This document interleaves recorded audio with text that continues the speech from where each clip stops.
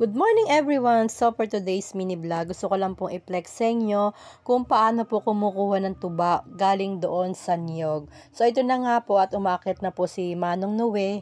Ayan, yung bale bayaw ng asawa ko dito sa Aklan. So ngayon ko lang po na voice over dahil kahapon lang tayo umuwi. So ito na po at hinihila niya na po yung galon na nakatali para po isalin po yung tuba na naipon niya kagahapon doon galing po sa Butay.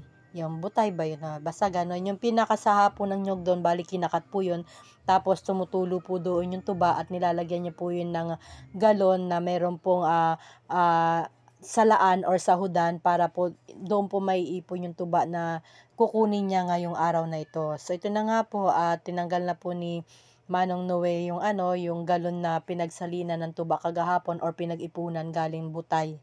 Butay ba yun? Basta yung saha ng nyog doon na kinakat po siya para yung pinakakatas po nun masasahod po natin or ni Manong Noe, tapos yun po yung magiging tuba po yun.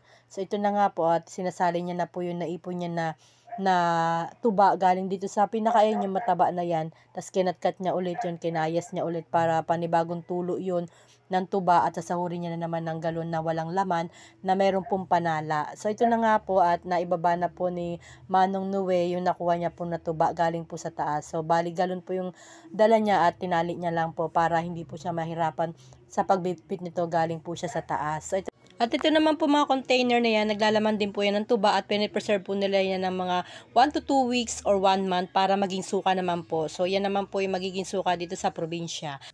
Ito na po yung nakuhang tuba ni Manong Noe kagahapon. So, pwede na po itong inumin dito ng mga tatay dito. So, ito yung pinakaalak nila dito, fresh from Butay. So, ito lamang po ang aking mini vlog for today. And thank you for watching. And please don't forget to subscribe, follow me, and share na mga vlog.